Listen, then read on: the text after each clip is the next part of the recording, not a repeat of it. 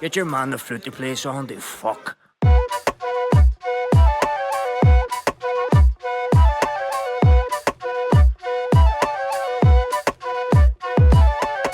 Dia Gwetch, everyone. Kojima Tashiv, and welcome back to episode number 80 something of the Inline G Flute podcast with me, your host, motherfucking Inline G.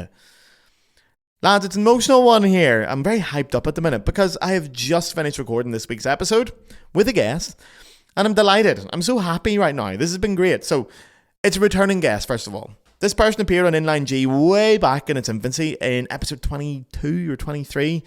The episode was called Prokofiev and Sparkling Rosé, and she's back.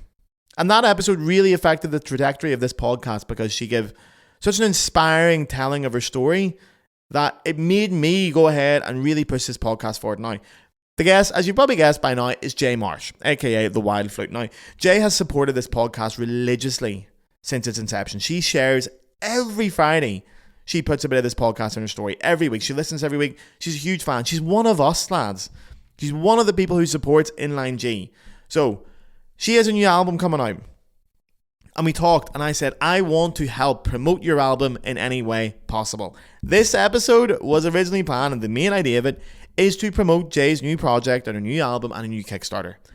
I'm not trying to sell it to these lads. This is someone I really believe in. I want to see them do well. It is so important to me that they do well. I am delighted to be able to use this small platform to promote her stuff. So, the link for the Kickstarter is in the description. Go check it out. You'll hear about it in the episode. Support her, please. Now, we don't just talk about her stuff. We actually don't really talk about her stuff that much. We talk more about promotional and marketing techniques for classical musicians and flute players, why they're difficult, why we don't learn about it, the self-esteem issues attached to it, and the solutions. And the big theme of this episode is collaboration. We talked a lot about that, which is funny because it was a collaboration to even do the episode, and then we've collaborated. It's very meta.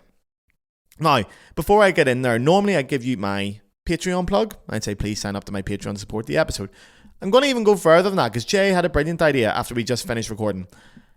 This podcast is funded by you, the listener. Sponsors will not touch this podcast, all right? For obvious reasons. I swear all the time. We're pro-Palestine. We're pro-LGBTQ+. We call out abuse. I'll call a spade a spade. Sponsors don't like this, okay? Collaborators don't like this. Big companies don't like this. They're not going to give me a penny. But I don't need them anymore. They can go fuck themselves because I have a Patreon where it is funded by you, the listener. And I love yous for it. You have no idea what you've done to my life. You guys are amazing. And it's such a beautiful wee group of people. And I talk to yous all the time. And I love yous. So instead, I'm going to tell yous. I went through my Patreon to work out how much money the Patreon would give me. So we can fucking scream this from the rooftops. What you guys have created. Not me. What you guys have created. I'm just the guy that talks bollocks here. Without you guys, I wouldn't be doing this. My Patreon has generated over 700 euros. Now, I'll say that again for the people in the fucking back. 700 quid, lads. This Patreon, you guys have given me that money. Can you believe that? That is money I've made as an artist because of you. No sponsors, no fucking about, no advertising. It's just, I make the art, you guys support me for it. God bless you. It's such a beautiful example of how you can make art these days and get the real support for it and build a community. I'm so thankful for you. And this episode, we're going to talk about this. I love you. Thank you all so much. So if you support the Patreon, you're amazing. If you want to, you can jump in because the community we're creating, it is so unique in the flute world, and the big companies hate it. NFA don't want to have me go and do a speech at it, even though I'm generating more money than any sponsor would ever pay any flute podcaster. I'm sure this is the biggest flute podcast in the world by now, and it's just so lovely, the community. So up yous. So anyway, I'm not going to talk anymore. Here is this week's Inline G with Jaye Marsh, aka the Wild Flute. Go and listen to it, lads. I love yous. I love her. It's all wonderful. Mwah. Yeah. Well, I appreciate this tiny window that you've given me to chat with you. Well, I know. Well, yeah, okay. But the thing is, you listen to this podcast, so you know that things are on the edge here when it comes to timing, all right? When I love that. That's why I'm here. Exactly. When I was talking to Heidi about this as well, she gets her episodes months in advance. She's really organized, and I'm honestly, there's times where I'm putting my episode, I'm finishing recording 5 minutes before it's midnight. I'm like, right, just fucking say anything, get this out. But anyway, yes, we're relatively last minute here because this has to go out on this Friday. So we're recording on Monday now, which is the 3rd of February. It has to go out on Friday because, we're going to be very transparent here with everybody because thinking about this, I thought, I don't want people thinking I'm trying to sell them something or trying to be weird about it. you're here to promote something, and I want to help you promote it. So we Thank talked about how we you. could promote things and how we could do it. But then it actually started a really interesting conversation topic about promotion, marketing, all these things as musicians and flute players. And I thought that's a really interesting topic for a conversation. So we're going to do that. But first, you're going to tell us what you're promoting so we don't keep everyone on tenterhooks. So what's the crack? Tell us everything. Right. Well, I created the first Flute in the Wild album. That's how I ended up Pink and the Wild Flute and all of those branding bits and pieces. By the way, there's an episode on that everyone can check out. Thank you. So I commissioned 6 new pieces for flute involving flute, a bunch of different combinations, and I recorded them, and then I did videos for them and have been promoting them ever since. And now I'm doing volume 2. So volume 2, again, I'm commissioning new pieces this time for 2 flutes instead of just 1. Okay. And I'm keeping I had a lot of personnel in the other one. I had 6 different people that were on this recording, and it was a lot to coordinate. Yeah. So this one is 2 flutes and percussion at most, but there's also, so I've got, I'm going to backtrack a little bit. The first one was just friends who agreed to write things for me and really came on board, and it tended to center around Ontario, and there was one out east, and that's where I'm from. And so, but then the whole idea was, how do we cover all of Canada with music and reflect Canada? It was like, it's big, so this project's going to go on forever. But volume 2, I decided I'm going to focus on Western Canada. That's near the Rockies, and it's so gorgeous. But Canada is so huge. I've actually never been there. I've never been that far west. It takes 3 days by train. So where are we talking? Give me some things that are in Western Canada. So Banff, Alberta, Lake Louise, Jasper National Park, the beautiful forests in BC, some other mountains and lakes, and beautiful wild spaces, and British Columbia and Alberta. So those are the 2 provinces I'm focusing on this time, and that's where my composers are from. And so I asked them to write about a wild space from out there, and I've got a couple of flutists who are also composers writing something, and I've got I think, or most of the composers have some connection to the flute, which is just by happenstance. But then I was also encouraged to write my own piece. Ooh, okay. Right? And have you finished and recorded and done it all? Is it? No, I'm just finished mapping it out, and I've got a residency at the Canadian Music Centre to finish out how I need to actually map it out so that other people can play it. Because that's the whole point. It's not pieces for me to that I get to play. I want them printed. I want any backing tracks afforded. I wanted to make sure, because this time I'm writing for solo flute for me, solo flute, and using the looper and effects pedals. But I wanted to make it fairly simple for newcomers to that kind of technology to play, but still be evocative and interesting. So that was the challenge I set for myself. So I've mapped out how I want to play it. Now I have to figure out how I'm going to write it all down. So that's this week, and then I'm doing a week of residency. But I'm going to be recording I'm hoping sort of April, May, June. The solo things I can do sooner. There's 2 of those, but the rest I have to wait. And the reason I have to wait, and what my project is I'm doing a Kickstarter to raise funds. And so that's what I'm promoting, right? Because the funding models in Canada, we are very lucky to have some grants, but the one I applied for was really heavily weighted, and they didn't award as many as they had the previous year, or else I would have gotten it. And I'm applying again this year, but recording costs money. I want to pay my musicians, especially in classical music, it's slightly more expensive to record. You can't just record in your bedroom because there's acoustics to take into account, and sound and whatnot. So the Kickstarter is launching probably when we launch this podcast. This is going to go live at the same time, right. And actually, I may have I can't confirm it necessarily today, but there's going to be another former guest on your podcast might be involved in our Kickstarter. Because if we raise funds on her side, then she gets to be on the recording too.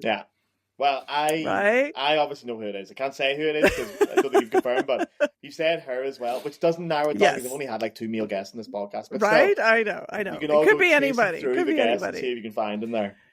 And so the trick was, because I'm also like really sort of was promotion averse, which is kind of our topic of conversation here. It feels weird to ask for money. It feels a little uncomfortable. People say, why do a recording if you can't afford, like all of these negative things. But then I talk to people and they say, let me know when it's happening. I want to help you. I want to actually contribute. But I don't think it's something that we're encouraged in the way we are trained in the classical world to, because it's either selling out or self-aggrandizement, because it's all about the music, not you, not the performer. You know, it's that weird headspace. And so I obviously got over that a little bit, but it still sneaks up, right? Oh, it does for everybody. Yeah, I have the same problem with this podcast as well, but I've just sort of dropped it. But then, okay, just give me an idea. The Kickstarter, you obviously have a target in mind. Are you unveiling the number of your target, or is it hidden? Oh yeah, so I've got multiple layers. So I just want to. I'm kind of gamifying the idea too. I'm taking it different. It's not just, hey, help me raise money for this thing, and that's all it is. I've got game tiers. So if people help me earn a certain amount, then it'll unlock other rewards. Or I also have a fun ambassador tier where people can join in for however much money. But if they recruit 20 people to be rewards, and they can be, $1 rewards, or they bring in $100, then they get that reward, whatnot.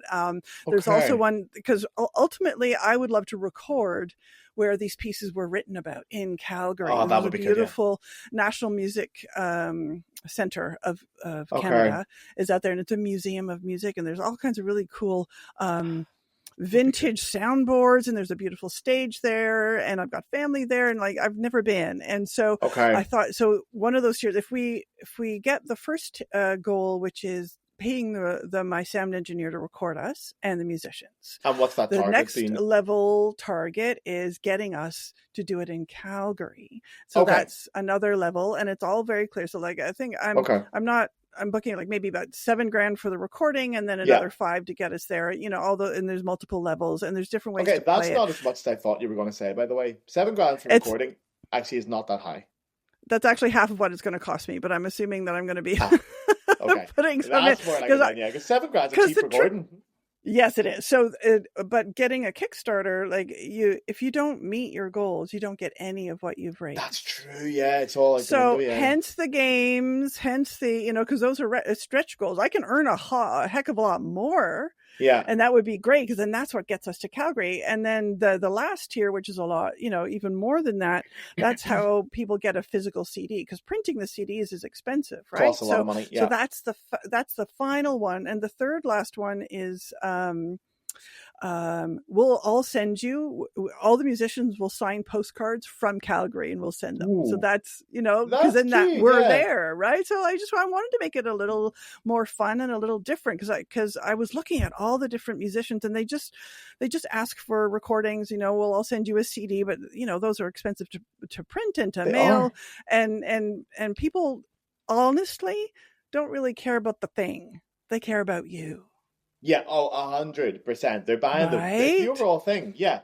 But then classical music is not good for this. I have to say, like, classical music is really far behind this. There's a couple of people out there doing an amazing job. Like, I talk all the time about Esther Abrami, the violin player. Yeah. I think she's incredible at doing this. But even then, I have talked about Esther on this podcast, and then I've had people message me going, oh yeah, but she's not very good, and she's selling out, and she's blah, blah, blah, and blah, blah, blah. The and I'm sell-out term. Man, have you seen how much money she's making? Have you seen how much money she's making? And she's got to deal with Sony Classical, and now she's got to deal with some watch company in Paris. I'm like, man, if that's selling out, sell me out. I would take it every day of the week. But there is this snobbery around it. And do you think it's because then we have this idea of, oh, it's the music, it's in a glass box. We can't touch it. We must look at it, but we must not touch. I think, maybe. I think there's some of that. I think it's also nobody knows how to do it really because it's kind of a new world. And what we're learning, we're spending so much time mastering our instruments and focusing on the technical side. We're not really focusing as much attention on the business side. And really, we're in the business of music, right? We are making it. That's what it is right now. And there's the rare few who are wunderkinds and who are massive soloists, and so they have agents to do the business, but there's still business happening. Or you get into an orchestra, there's a whole marketing team, but that's still business, but they have people for that. Those of us who are freelancers and trying to create something, something really, quite frankly, of meaning and purpose. Yeah. So that's kind of like where I'm starting from. What's the purpose of what I'm doing here? What is the meaning that I'm giving here? It's not just making music because that's what I do. I kind of want it to matter to me. And so I get feedback from people that, their relatives have listened to their CD and they suddenly come alive, or somebody is, disabled in some way, but they responded to one of the pieces that involved flute and loon. And, I played at the NFA for their 50th anniversary. I played my first album. That was really fun. And I had a couple people come up to me and just wanted to meet me because I brought them this music that really moved them. It's like, that is so wild. So it's not part of what and I'm not like a rock star kind of thing, but our music moves people, and your podcast moves people, and you matter. And I think I want to honor that by making sure that people get to hear it, people know my story, and that I'm bringing a lot of my story to this. And that's actually, my Kickstarter also starts really differently. I start with a once upon a time. Okay. With a story. Yes. So it's a story about a Canadian flutist, and it's not me. Obviously it's me, but there's a little story down there. But there's also one of the tiers. I kind of read like a story, and I thought about how I call myself the wild flute and why. I think we mentioned that the last time. We did, why I have that. It was kind of like a bit of a smoke screen. Yeah. So that I could imagine myself doing something. And again, that comes from the discomfort and self-promotion. Well, if I put this smoke screen in front of me, then that's what I'm promoting. It's my alter ego. Yeah. Yes. And so, but then I've embodied the alter ego and embraced it. And I want to represent, Canadian flutists and Canadian music and just be part of the world. And so I'm kind of like reversed that a little bit. But then, so I took the whole story idea, which I told in the Kickstarter, and then turned it into actually a kid's storybook. And I actually do some children's book illustration. I took, I've done some of that. I've actually got a couple of books in the works. And so I thought, why don't I do a story? And one of the very high level tiers gets the original painted story of that. And then I'm going to print it out. And so the whole story is about, this character, the wild flute, having lost her voice and had a friend help her find her voice again. And I think that describes a lot of people's journeys of having lost themselves and being encouraged to find themselves again and to take their place in the world and to feel worthy. Particularly in classical music. That's definitely a very common thing. I think a lot of classical musicians are going to relate to this. I even hate saying classical musicians because it puts us again in that box, in that genre of like, exactly. You're right. So to go back to that's an amazing idea, by the way. And I want to get on to more ideas. I'm curious where you get the ideas and which ones you've rejected as well, because I've had way too many ideas for this podcast. And I think now that this podcast has got like big, like relative to what it was, it's much bigger now. People are seeing the promotional stuff now where I don't really dig into promotion. I sort of rely on it being itself and word of mouth and stuff. But I have merchandise and it's nice and it's it's cool and it's stylish. But people won't remember the fucking mess I made of trying to promote this podcast at the start when I brought out those condoms, and everyone thought I was insane. And then the minute I did that, I was remember. Like, I'm a genius. I remember. I was convinced I was a genius. I was like, this is the funniest thing it's ever been done. And then I ran a competition saying, if you like and share a picture of condoms, you can win some for free. And everyone's like, we're not sharing that on our Instagram story. Of course we're not. I've got people, I've got colleagues on here. You think I'm going to share that? And I was like, yeah, sort of dropped the ball. I think maybe I did, but I'm also a weird. Yeah, exactly. You're happy to take it, but not everyone is. Yeah. So I've made a mess of promotion, but I'm curious about promotion in general because it's not something I think about. And you're right. So when I look at other genres, I actually did a wee bit of research on this as well because I sort of thought like, in my head, different genres of music have specific types of promotion. But what is it about it, So I did make a little bit of a list of what I'd sort of put together of it. And then when I went through all this, I thought classical music does none of this, but all of these kind of interline with each other. There's a shared theme around it. So for example, pop music, the way pop music is always advertised as being, well, social media is a big part of it now. Influencers are playing a huge role in pop music. You want influencers to listen to your tune. You want them to do a voiceover on TikTok with your song in the background. Bingo. Yep. You want to get into playlists on Spotify, and you want to partner with other brands and things like that. Never been mentioned in classical music. No one has ever said to me at any point, classical music, by the way, you could get onto a playlist on Spotify, which is one of the biggest ways to promote yourself, is to get into that. Never mentioned. Nobody has an idea that these things even exist in classical music. No, except I do, because I went and hung out with the rock and pop world. I hung out with the hip hop guys, because they're the ones who know how to promote themselves, because they were kind of the underdog for the longest time, and now they're probably the most popular genre in the world, right? Yeah, the hip hop world. So I started there. With my first album, I said, well, I'd never recorded before, so what do I do? So I go and research, and then I'm not afraid to say, how hard can it be? That's the title of my YouTube series, which I'm working on, I promise. But I know you are. You told me. Yeah. Right, I know. I'm trying. It's just so busy. But I went and hung out with them and found out what they did and learned from that. And what did you learn? I didn't. It was about the playlisting, and mostly about not worrying about perfection. Oh yeah, that's a big thing, and that's a hard one for us. Just done is better than perfect. And very well put. Yeah. Getting used to being on camera, and I think one of the biggest things that's sort of like a catchphrase right now, and should have been back then, but this is where it ended up, is document what you're actually doing. So and I think that makes it easier, especially for musicians and people who are active. Just document what you're doing. You don't have to go out and make content, because that feels inauthentic and it feels weird, right? And that's where I think we get caught up. But if you just document the things that you're doing, if you're practicing, if you're having a rehearsal, whatever, document that, or talk about, narrate what you're doing when you're struggling with something. It gets difficult. I still struggle with just throwing up a camera and whatever, because I'm not always I'm in my pajamas an awful lot, so, that's not going on camera. Or I'm still reticent to practice and sound bad on camera and to post it, right? To that. Yeah. So when all of my new parts come in, because they're not even finished being written yet, so they're due around April. I've got a couple in, but they're coming in April. When I start learning them, I will be documenting, and I'll talk about how I'm learning it, because people might be interested in how I approach a new piece. So when you say documenting, is this for a self-serving purpose? Is it for you, or is it no? This is what goes on. That's what you use as content. You know what I mean? Because people see all this curated stuff. There's either lots of singing or a fancy videos and all that kind of thing, and especially for people who are doing things and artists, people like to see the process. If you're performing on stage, put up a camera. With classical, for example, this past weekend I did 2 concerts. I'm not actually allowed to record and put it up without permission and whatnot, because there's 60 musicians and audience and whatever, and so we have rules.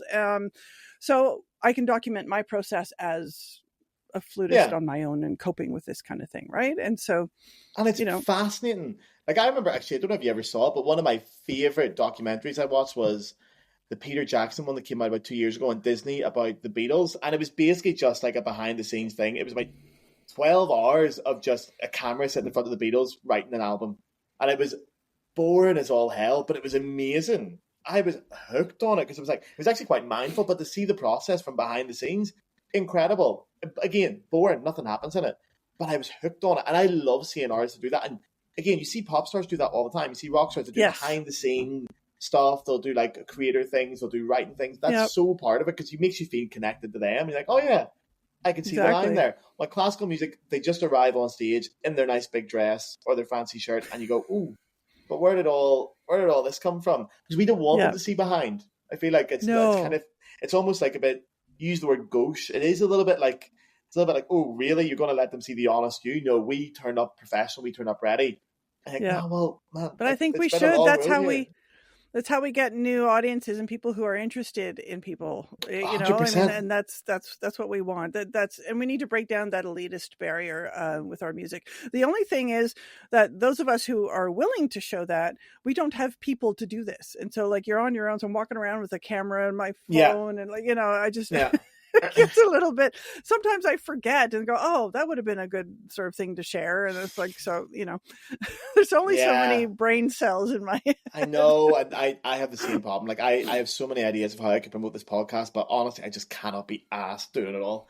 Like, making the podcast is enough for me. There's an episode every fucking week. That's enough. And That's then I a have to go lot. make clips, and I have to write scripts, and then, you know, I've got a life to live as well. You know, the pints don't drink themselves. I mean, you know, there's things to be doing in my life instead of making fucking podcast clips for you people. So it is a lot, though, and I wish, like, I see my friends who are in bands, like rock bands or pop bands, and there's such an established order of what you do that, you know, you get in the band, one person does this, one person does that, and there's an accepted path. You're like, right, you're going to try and get us into, you know, a local blog or something. You're going to take the pictures. You know what to do in that kind of music. You have to be active. While with us, we still don't really know. And as you said, we're on our own. Because we're also playing music a lot of the time by dead people. So you can't ask Beethoven or Mozart for a hand on this because they're brown bread. Right? So how do we... Yeah. It's all up to us. Yeah. So it's really about why do you like the music that you're doing? And I think that's the key. Just share with people, why do you like it? Because that's what... I mean, like... when I do a small concert recital, I talk about what I like in the piece so that people can listen for the thing that I'm talking about. And then I ask them, was there a part that you liked? And I actually do a lot more talking in my recitals than I do playing. And that really connects people. So that has really helped. And I tell my story in between. That's what I did at the convention. So I think... Again, like every other music genre does that. When was the last time you went to any artist in like pop or hip hop or rock or anything and they didn't speak to the audience? It's weird when they don't. You're a bit like, why is he not talking to us, or why are they not talking to us? I know. But we do. Or we'll do like maybe a little bit of an introduction and then never talk again. I love when people talk. And also when I'm performing, I find if I start talking to the audience, it makes me so much more chilled out. Yeah. It makes me so much more relaxed. Like, okay, you're just dudes. You're just people. It's not a big deal. I wish we did more of it. I don't really know why we don't, actually. You know, me thinking a lot here. I think because we're not encouraged. Like we might be encouraged to talk about the piece, but then we're too shy to talk about ourselves. And I wonder if that's actually connected to this sort of undercurrent of how we learn music, that it's actually about the music and the composer themselves. And you mentioned this on one of your other podcasts, not the actual performer. Yeah. Right? Yeah. Where it's about the composer. And we are realizing this music, but we are really just, you know, are we just repetiteur, right? Yeah. Are we just the people who bring that music alive, or do we have something to say? And, you know, and actually, like, that's kind of what allowed me to think about doing a recording at all, was like, nobody needs my Mozart necessarily, but what can I bring? What can I facilitate with all the skills that I have and connections, whatever. And so, you know, one piece was offered to me. So I thought, let's put it all together and see if I can get more pieces. How hard can it be? Yeah. And then, so that's what I can offer. And so it became about amplifying Canadian compositions, because people don't even know that there are Canadian composers, basically. Not going to lie. Yeah, I don't really know about it. Until I met you, didn't know that much about it. Yeah.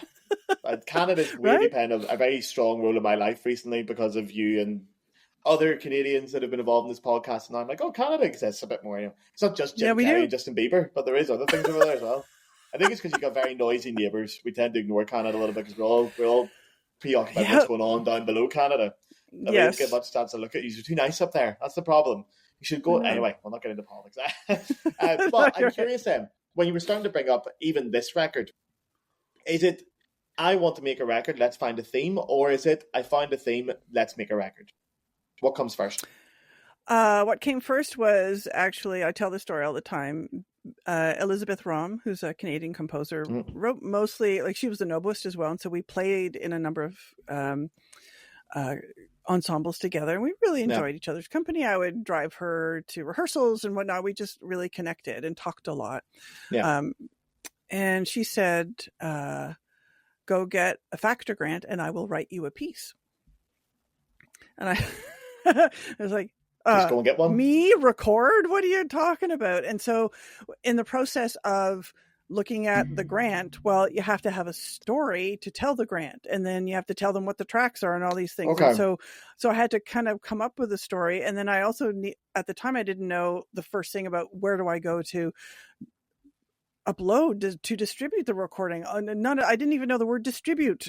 Yeah. Right. Yeah. So I contacted the Canadian Music Center, because then I thought, well, let's do a couple of Canadian composers. Originally, I wanted to do a Fransex piece for flute and bassoon, and a bunch of other stuff, because I had performed it before and really enjoyed that. And so, and it was enough of a challenge that it would be kind of fun to do. But then the Canadian Music Center said, well, we only will record music, or, amplify, put on our record label, members of the Canadian Music Center. So fine. I found my friends who are all members. And then I got this other composer who said, I will write you a piece. Let me do that. And then so I enrolled him as a member of the Canadian Music Center, because it's all for composers. And so I got all those ducks in a row, and then submitted my story idea. And that's how all of that kind of came about. And it sort of tripped on it, because I also was, I came up with the idea when I was at our cottage, which is on Lake Ontario, up on Georgian Bay. Actually, it's a little bay side bit, and it's just beautiful. Have you ever heard of the Group of Seven painters? No. Okay, so they're I was going to pretend it did there, but no. Don't. So there's probably like the most well-known Canadian sort of visual arts. They're painters. They painted these beautiful landscapes. They're somewhat problematic because they painted the Canadian wild landscape as though it were empty of people. But in fact, there were people there. There were people before we came.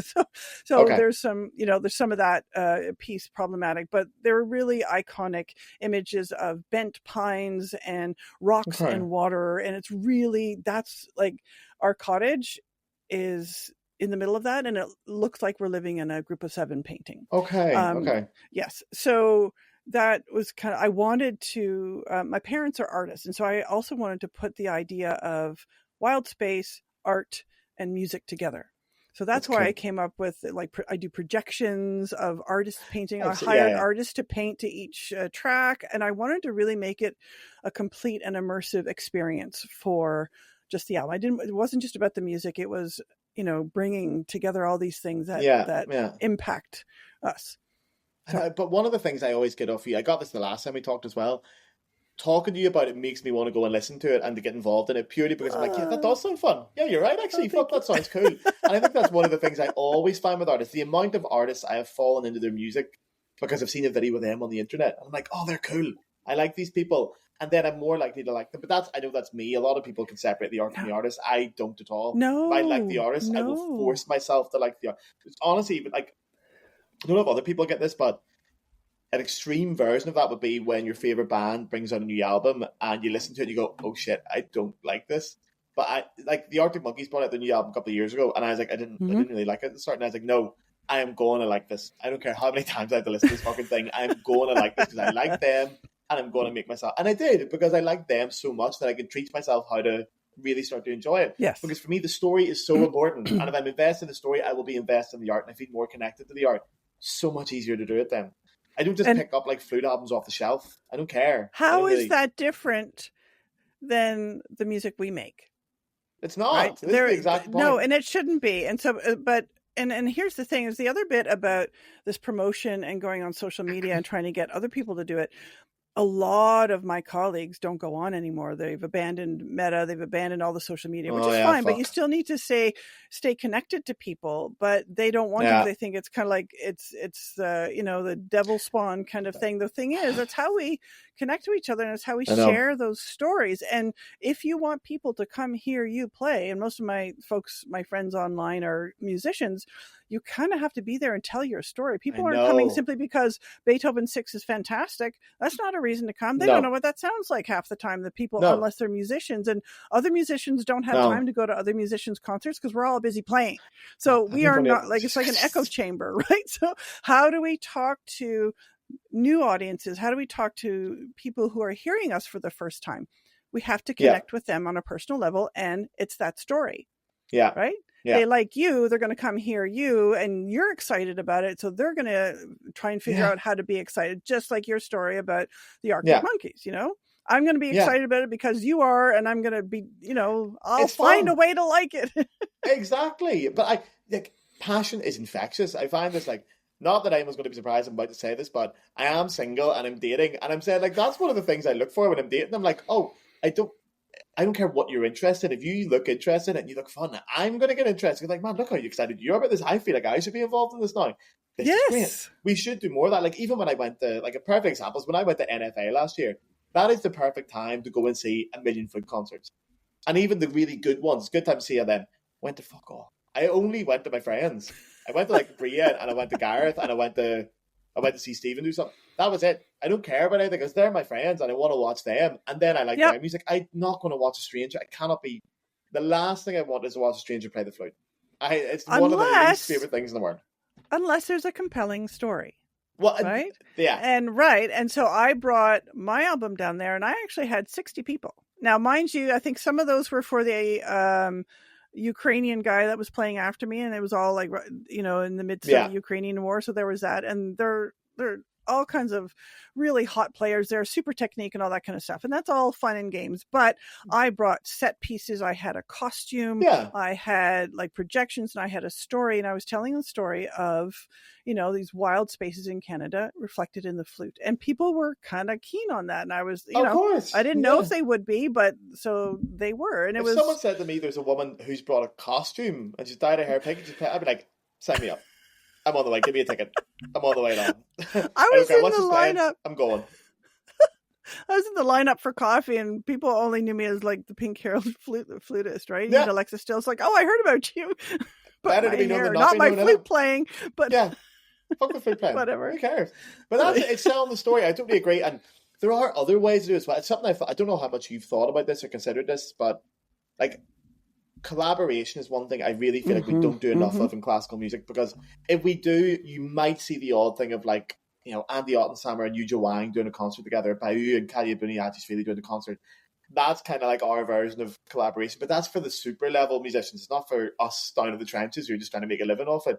And I feel like we don't collaborate either with each other enough or with other art forms. Yes, and that absolutely, it's a guaranteed way. One of the best ways to get followers in this podcast: get other famous people on, and then they follow them, and they get me out of it. Easy. Yep. No problem at all. Exactly. And it actually works for all levels. So I took that. That was the other thing, was the collaboration that the hip hop artists do all the time. And so I thought, okay, well, how do I do that? How do I do that? And so I connected with this fabulous singer-songwriter who's into the similar things that I am, only she has a different genre. She's like I said, singer-songwriter in the UK. And so she's going to be sending me some tracks that I will be adding a flute line to. And then when she launches her CD, she's had a bit of delays, life delays. I'm going to be going over there and open for her with my new music. That's I have a whole side project of flute and percussion kind of neoclassical music that I'm writing for myself. And so that's how I'm collaborating with her.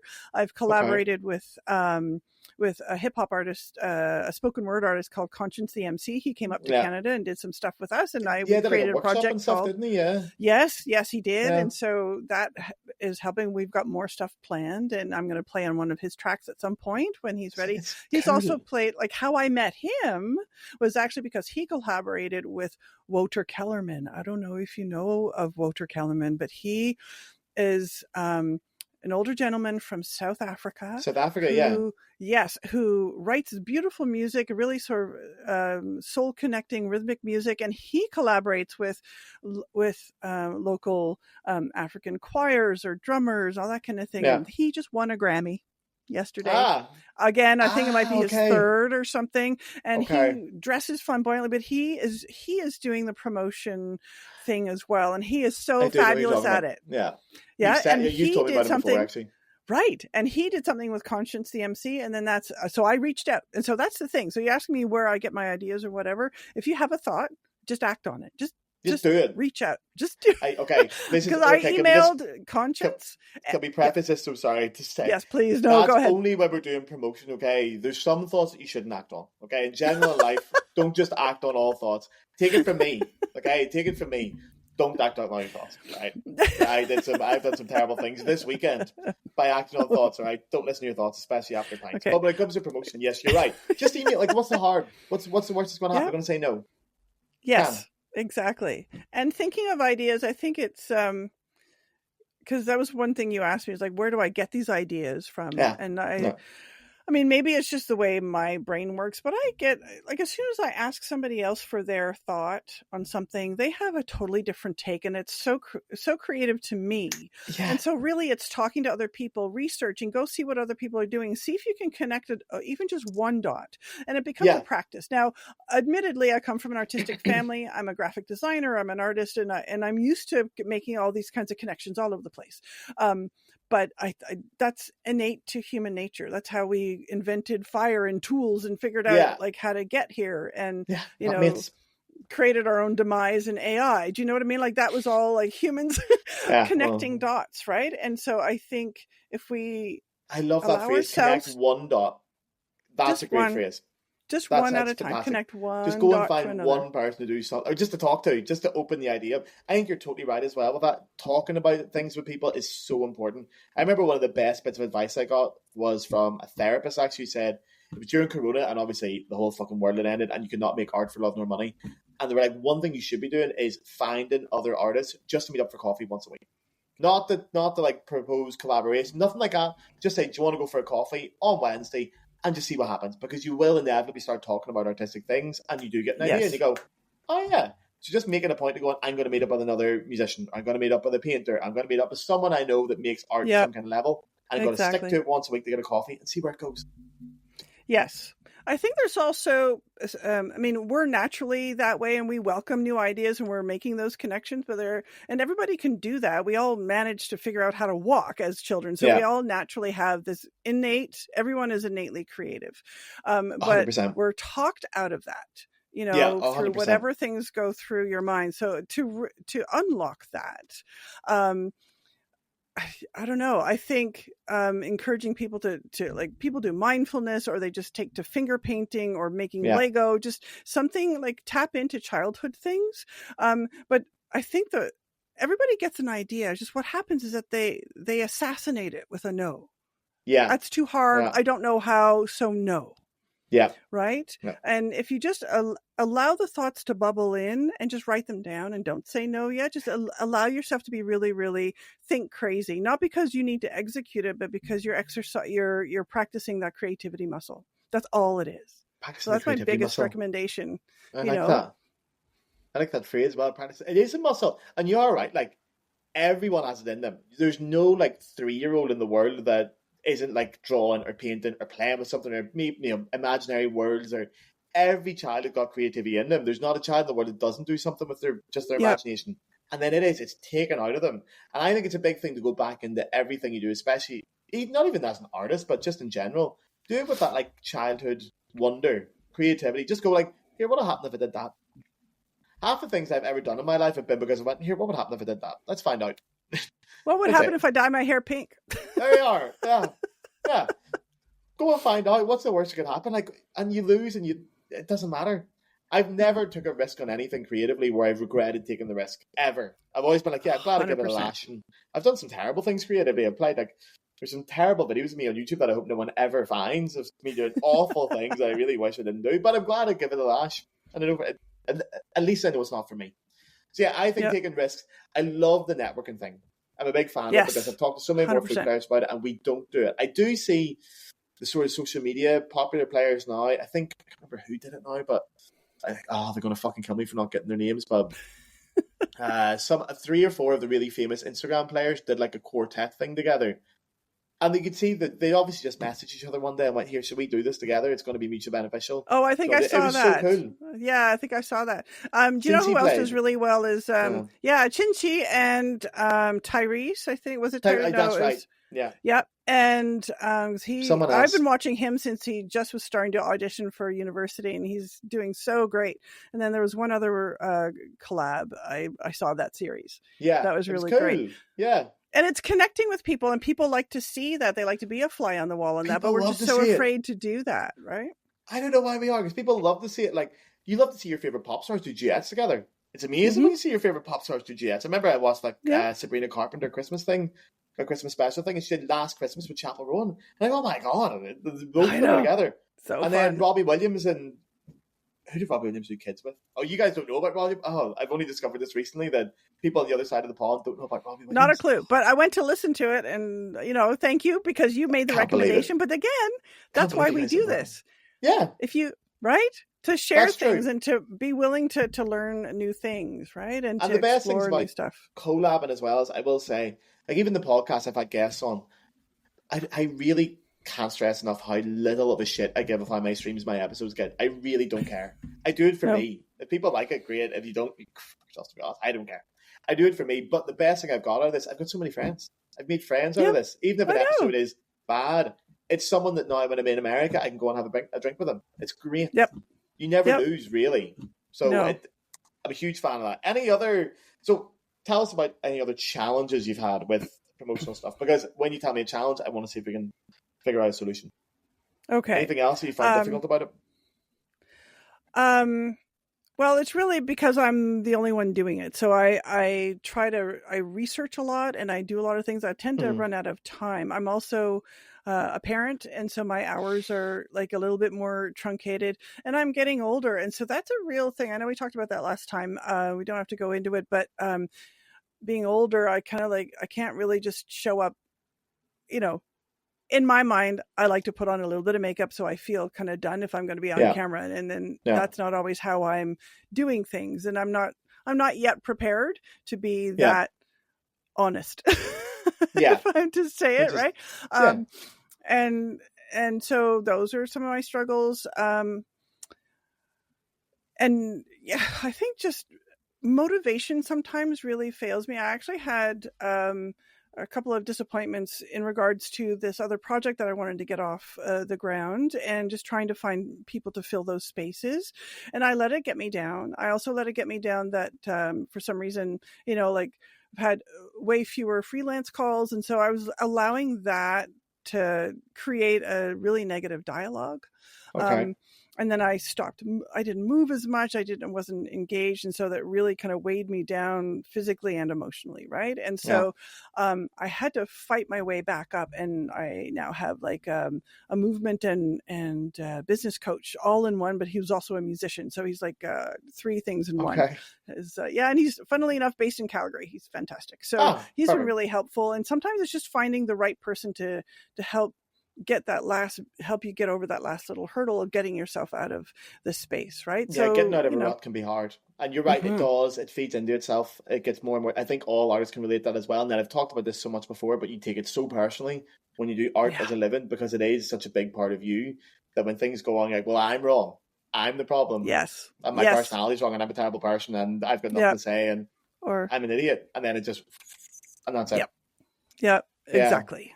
I don't know how I've got out of it before. I know.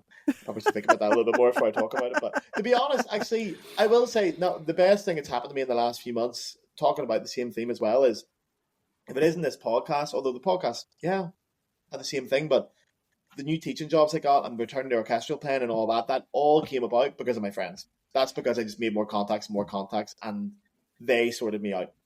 Honestly, if it wasn't for them, I wouldn't have all this, but I put time and effort into my friendships. And that doesn't mean I have musician friends who I was doing duets with all the time and stuff. No, it means I just was friends with them. We went for drinks, we went for coffee, and I took interest in their lives, and then they looked after me when they needed to. Well, so that's the networking thing too, right? It's not just networking for business. It doesn't have to be here's my business card, this is what I do, that kind of thing. Oh, so inauthentic. And you know what it is? So American. So American. I see through it straight. I know I'm going to slag Americans again. I'm after them. Okay. Someone actually commented on my Instagram post the other day saying, "Can I come on your podcast and defend America?" And I was like, "No, you can't. After what you voted for, no, you can't. 4 years you can talk about it, but you guys voted for Trump. Okay, no, you can't come on and defend yourself. It's too late to defend yourself."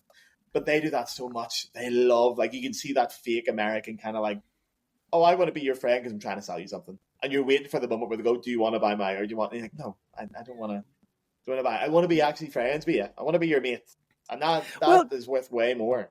And in the flute world, actually, I've made a lot of friends in the States too, like on a one-on-one basis. There's so many fabulous musicians. And to be fair, what the flute community is, because they're so vast, there's so many of them in small spaces. Almost every town has a flute club, and they all bring in people to do talks. And then most of the universities, most of the schools there are adding in this business piece. And there's actually a Dr. Eftithia Arcudis, who is also has become a good friend and somebody that I talk to, and she's a foil for some of my ideas. She actually is teaching an entire business course to music students and whatnot. She's an excellent human. She plays with Danny. She's in that trio, Pirouetting. Pirouetting with Danny from Marsh. Yeah, okay. She's fantastic. And so there's people there doing this work and amplifying things. And so it can be done. It's happening slowly. I don't know what's going on, if this is happening in Europe. I haven't really seen anybody go online or do any of that kind of stuff, that kind of promotion. Is that something that's happening? Is that still not a thing, the whole promotion and business? No, I think there's a couple of problems with Europe's activity on social media as well. One, the language thing is a big thing for a lot of Europeans. They don't want to be doing it in their second language. So they feel very embarrassed about doing English. And the only native English-speaking countries are Ireland and the UK, which are a little bit more active for this kind of stuff. But in general, I don't know. Europe doesn't have this culture as much, even like side hustle and all that kind of. We don't have that culture as much. We have more orchestras for work, though. Yeah, and in general, no matter what you do here, you're probably paid all right. You've got health insurance, you've got social security, and we're not like, it's not as fighting to survive, I think, as it is in the States, for example. So maybe it brings a little bit of comfort as well. But also there's a whole thing of like, it's just a bit too like, oh, who do you think you are?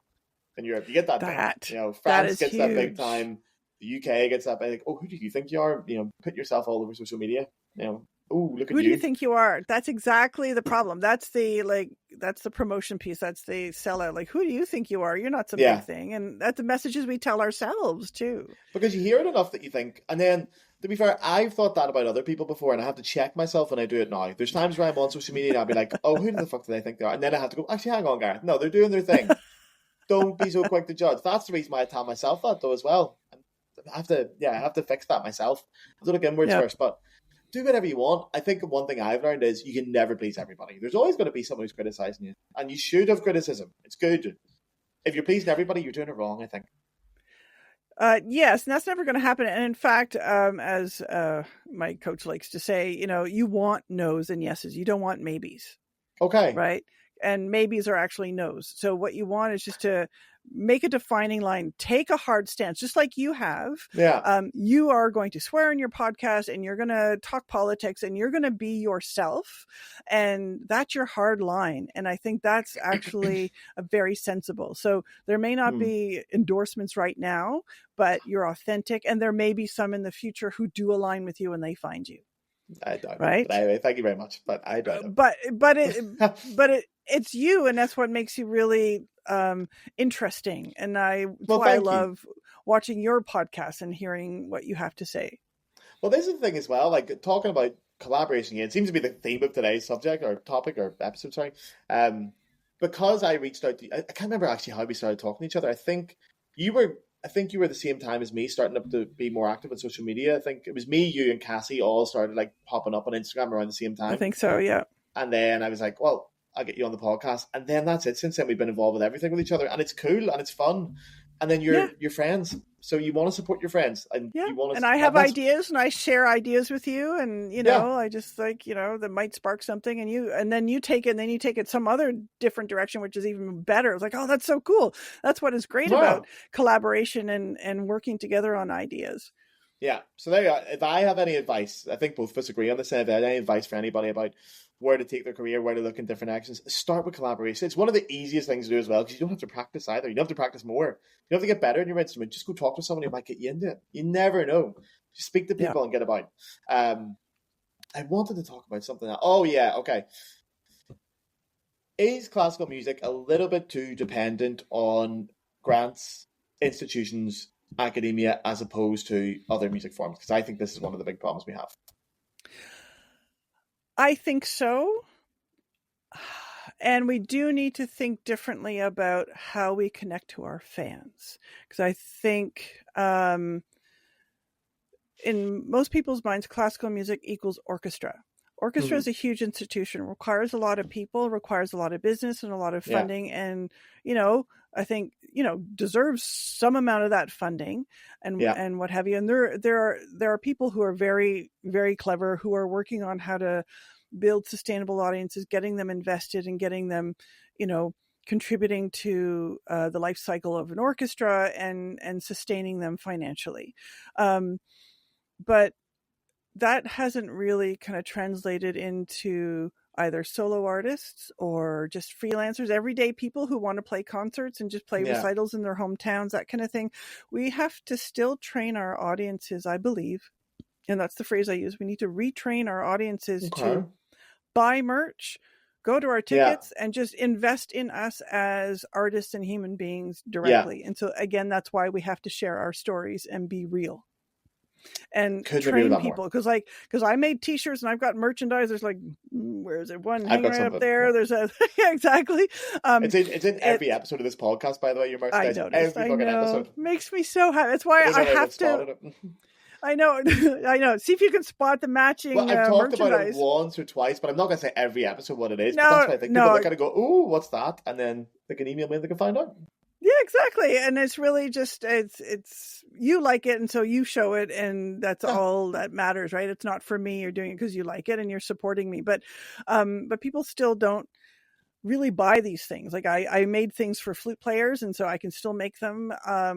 And so you have to also figure out your audience, and that's the thing that the other part of the promotion is, who is your audience? So then there's your immediate audience, and it's a bit of an echo chamber, but other people might like it too. So you have to think about, what is it that music does for people? That's why I really liked the last episode that you had, because you talked about what is it that music does to people. And our job is basically a psychopump between the people who want to feel that way and the music that will get them there. Yeah. Right. That's it. And that's actually an important role. Whether we invent the music ourselves or play someone else's music, that interpretation is still, it's that human connection. Yeah. Right. So without us, it doesn't exist. Exactly. Music is not a thing. Music exists in a time and place. Without us, there's no music. Without musicians, there's no music. I mean, that's where recordings kind of bridge the gap, and that's what people like, having things and holding on to stuff, right? Yeah. But really, they're still not even buying the disc. They're buying the experience. If somebody is buying merchandise from a concert they went to or from a band they like, they're buying a memory, because they touch that and they remember. So it's the memory, right? Yeah. And so it's building that connection, building those memories, and figuring out what it is our worth in the music industry. And I think that's another piece that classical music doesn't actually touch. So you mentioned about granting and whatever, because the industry is so swung over to recordings and this popular music and what have you. And classical music used to be popular, but there's also a tremendous amount of artistry. And I think there's artistry also in contemporary classical music that shows up in movie screens. Right? True. In games, there's some really nice music too. There's lovely and what's really interesting, hip hop and pop artists now will amplify their music by bringing on acoustic instruments and classical instruments to augment, right? So there's no lines between any of us. It's all communicating emotion and connecting with audiences, and that's the biggest piece. And there's a big debate raging online somewhere about clapping between movements or something like that. It's I want somebody, if you like something in between a movement, clap for God's sake, because then I know you're alive, and then I feel good as a musician. And also, don't listen to these people in concert halls, these old people that are don't clap, man. Try and tell me not to clap. I went to watch, who was it? I think I saw Academy of St. Martin's a couple of years ago in London. And I mean, it was during the break, and they were resetting things, not a break we could leave, but they were reorganizing the stage. And I went on my phone at minimum brightness, just looked down at my pocket quickly to check it's an important message. And some woman behind me, this fucking English woman, just went, It's distracting. And I was like, well, fucking close your eyes then, all right? It's not the... Who do you think you are talking to me like that? Just because you're in a classical music hall and I'm young and I'm wearing like a football top, you think you talk to me like that? I could be on that stage. Who are you? Oh my God. And classical music audiences are the worst for that. They are the worst. Yeah. Like, as someone who goes to metal concerts and pop concerts, I'm telling you, the audiences can be assholes, but not like classical music.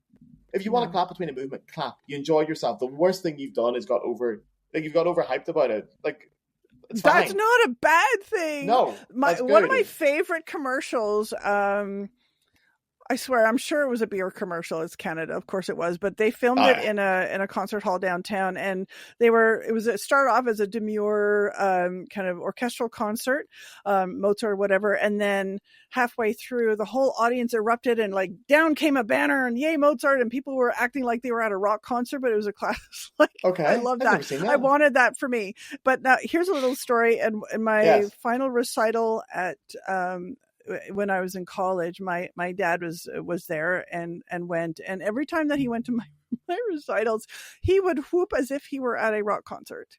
That's class.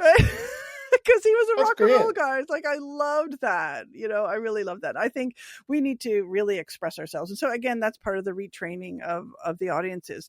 So in order to get more funding and wherever it's from, we need to get the audience to realize that this is coming at our expense, and we're doing it. Yeah. Yes, we love it, but we need to eat. And if people enjoy those experiences, we actually also have to tell them.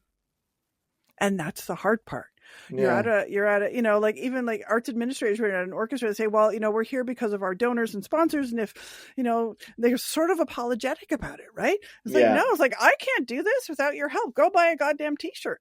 You know what I mean? Like, just buy something. And because it's cheaper to do that, because like the ticket sales aren't going to, host them, especially when you're doing small recitals as like an independent. Like the tickets are $20, and I'm thinking like, how much is like is the local band charging? And when you look at the big stars, those are thousands of dollars of tickets, and I'm struggling to spend $20 for a live music. It's like, so it's getting people on board to supporting us, because that's all we have. Right. And so that's where we have to think like garage bands and pop stars and all of that. Go out and just ask for money. Tell people to go to the merch table. Tell people that, hey, here's a QR code. Send me $1. Here's my buy me a coffee. Yes, they will, because they want to know. Because I do it. They want to know, how do I support you? How do I? So all we have is a CD, which costs, honestly, $30,000 to make, and I can only sell it for $20, and nobody's going to buy it for $100. So again, we come around to doing like the crowdfunding and private funding and all that kind of thing, because we kind of need to, if this music. So, but people need to know why they need to care. They care about you, and maybe the story about the music, if that's something of interest. But really, it's really, do they want to support your art? And so, that's all there is to it, And there's no shame to it either. There's absolutely no shame to it. No. Like, there's so many of my favorite artists that have done it over the years. Like, I mean, non-classical artists that have done it over the years. I think one of the big ones right now, I'm sure a lot of people have seen this back in the UK, is Kate Nash, who I love. Kate Nash, and she was big in like 2005, 2006. I loved her. I saw her in Cologne last year. And she started an OnlyFans. Now, not a dirty one, but she started an OnlyFans and started taking pictures of her ass, just deliberately to show the state of music funding in the UK. And then she was in Parliament last week speaking on it, about how underfunded artists are at grassroots level. And that was her whole point of like, I can make more money from going to OnlyFans than I can from selling CDs, because there's so many challenges and boundaries ahead of it. But I love to support my local artists. There's a couple of podcasts I listen to, like comedy ones. And I remember when they were like tiny and they were asking for money, and now they're big podcasts. I was like, yeah, but I was there from the start. I was giving you guys money. I was supporting. I have the t-shirt that you guys bought out 2 years ago. And you feel proud of them. You feel connected to them. It's so cool. And do you know who did this the best, to be honest? Is one of the original ones of really connecting with her fans and building a huge business, and is a very smart businesswoman, is Taylor Swift. Oh, yeah. She's an incredible businesswoman. And like even pop stars and whatever, because of the label system, it's also predatory.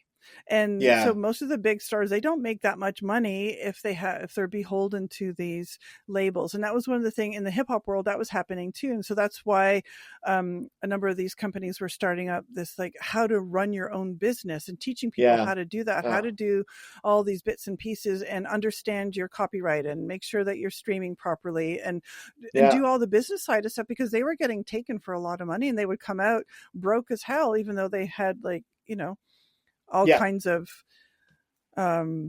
jewelry and cars and all that kind of stuff that just really doesn't actually translate into real life. But also, these are people that didn't study their art, so that you can nearly understand that a little bit. They were thrown into it. We go to college for this. We go to college for years and pay a lot of money for the privilege to study our arts, and we still don't know about it. Like, at least you could have told me about that. Like, copyright. No one told me about copyright once. I mean, if they did, I wouldn't have listened to them. But still, the only time I got told about copyright was like, oh, don't photocopy your music. And I was like, oh, behave yourself thing. That's another thing. You see it online all the time. Like, hey, I'm photocopying the music, all right? I think I made the money, right? When I can afford it, I'll buy it, right? But I never got told any of this. I never got nothing. And I was in college for 4 years. We're not even told to record. Like, that wasn't something that was even in my mind. That's a disgrace. Like, the fact that we have so many musicians who haven't not a clue about. I had no idea about recording equipment until I did this podcast. Why were we not taught? Because we could be self-sufficient if we could record ourselves. Yep. Now kids these days, like, they have phones, right? So the people going through school, like, when I start at my last year, they had these record. I'm going to date myself. Recording Walkmans. It was like $200. Wait, I remember that. It was $200, but I could actually record myself, and so that's when taped recording started to come in, and then you didn't have to travel so much because some places would take recorded auditions. Now all the auditions are recorded, so these kids have to tape themselves and record themselves start to finish with these auditions and what have you. And it's, so they're getting a lot of education. So that's coming up, and they're getting used to being on camera. True. So that's something that also, took me a little while to get used to. And a lot of my colleagues are saying, I see your face all the time. And like, it's just, all these selfies, and, it's so self-involved kind of thing. Like, that's what they're thinking. And it's like, okay, so that's one of the challenges, is battling that. But those aren't the people I'm after. Those are my colleagues. They just see what I'm doing, right? Yeah. And also, if people judge you, not that those people judge you, but in general, if people judge you for what you do on the internet, well, you're not trying to sell to them anyway. They're not going to buy your CD. So exactly. You want them. They can buy someone else's CD. Yeah, exactly. Yep. There. You want the know. It's a beautiful way to say that. I love that. You want the know. I love getting no's. I love it. Yeah. At this point, I really think the attitude with this podcast, the more things I get rejected for, the better for business it is. Yeah, because then you don't have to spend any time trying to convince them. People who want you will be there. They're damn right, yeah. And that goes for everything. That goes for any of the girls I'm talking to listening right now. Girls. Yep. Garrett's a cool any dude. Single woman listen now. I put it in advert. Any single woman. No, not any woman. Right, well, this has been so much fun. So before we wrap it up, I do want to go back to where we started then and just say, hopefully people have started to get your story then. They've started to hear what's going on here. So this comes out on Friday, the 7th of February. Your Kickstarter will have just went freshly live. Yep. So if anyone's listening to it, they're thinking of getting involved, what can they do? Where's the first place they can start? Start on the Kickstarter, or maybe if you'll put the link in your comments, that would be awesome. Or they can find me on any of the socials, The Wild Flute. I do have a fluteinthewild.com website, and so the Kickstarter will be posted there. And so that's probably the easiest place to find me, because that has all of my information, and it'll show you what I've done with the previous one and how much work I put into promoting the music, promoting the composers, because it's not about promoting me, it's the music and people's experience with it. And so that's where the link will be on my website. What's the cheapest tier that they can involve in? The lowest tier is $1. $1. Come on, lads. Well, if I get a lot of people just to give me $1, American, alas, into it, then the Kickstarter, if I get a lot of people flooding in the Kickstarter itself, and why I chose Kickstarter is that they will bubble it up and do some amplification. If they see that there's a lot of interest early on, then it'll float to the top, and then maybe it'll get to the Kickstarter staff and they'll promote it. But that's not the biggest deal. But it'll amplify it a lot if a lot of people sign $1, on. like, And the $1 tier, if you bring other people and you earn some stuff, then you actually get something for that, right? There's an earnings for that. And I think one of them is, okay, so for that one, I'm going to make a t-shirt that looks just like the Kickstarter album. I photoshopped myself at Lake Louise with some pretty wings and whatnot. Okay. But I will make a t-shirt and I will Photoshop every person who brings in at least $100 worth of other supporters, even if it's a $1 tier, then they get a custom t-shirt. So that's the only physical thing that I'm going to do, because people are working hard for me. I'm going to customize a custom t-shirt for them and put them in Lake Louise. And it's gorgeous. It's absolutely a gorgeous part of the country. So, and get your own t-shirt. And also, it's very trendy at the minute to have like properly cool independent t-shirts from independent artists. You don't want like Taylor Swift t-shirts anymore. That's not cool anymore. It's out of fashion. You want independent flute players. That's what you want. So $1 is like everyone can afford a quid. Like there's no one. Bring a friend. Bring as many friends as you can. Go and stick $1 in. All right, just get involved. Even if you've never heard, you know now. Listen, you've got an hour of entertainment here. Go give her $1. There you are. Yep. See where it goes. Great. Well, then I will put all the links in, and also I'll add to that as well the first album sound. I know I've talked about it in the last podcast episode, but it's on Spotify. It's available to stream. It's on everywhere. Go check it out. There's some beautiful videos on YouTubers, all that stuff. Go check it out. It'll make this episode feel a lot more authentic and make a lot more sense when you see what we're talking about in terms of the music. And also make sure you've watched the first episode. If you haven't, go back and watch that. I was actually really, really drunk in that episode as well. So it's a very fun episode too. It was on my birthday, that episode. It was a very, very fun episode. So we had party hats and everything. Yeah, that's right, we did, yeah. Just about remember. I'm not watching that episode back. There's no way I'm watching that back. The state of me. Not a chance. Is there anything else you want to plug or talk about before we wrap up here? No, this is my biggest focus right now. Although I'm also starting a concert series with a collective of women. So again, with a collaboration thing, get together with other people who like to do things, create a collective, because we need to support ourselves and support each other in doing these big projects. So I don't feel alone anymore. So I've got 4 other fabulous women who are helping me support my stuff. I support their things, and it's called the Echos Collective. And so how do you spell that? I with a little accent, CHOS collective, and it's Greek for sound. There you are. Beautiful. Didn't know that either. That would look good in a t-shirt. Ecos Collective would look good in a t-shirt. And you should see my graphic. It's really cool. That's good. I designed that too. Oh, see, do everything. That's it. Well, thank you very much, I have to say then. So, yeah, thank you very much for coming on. I've enjoyed this a lot. I've learned a lot. It's actually given me a little bit of motivation to go and do my own stuff as well. Start pushing myself forward a wee bit and start getting out there. So you're going to be hearing a lot more of me as well, everybody. And if I'll talk about that. Thank you. And thank you everybody for listening or watching or getting tuned in. Thank you. And I will see you all next week probably for, is it Valentine's Day? It's Valentine's Day next week. I'll see you all Valentine's next week. Right. Ciao, everybody. Get your man the flute to play a song, the fuck.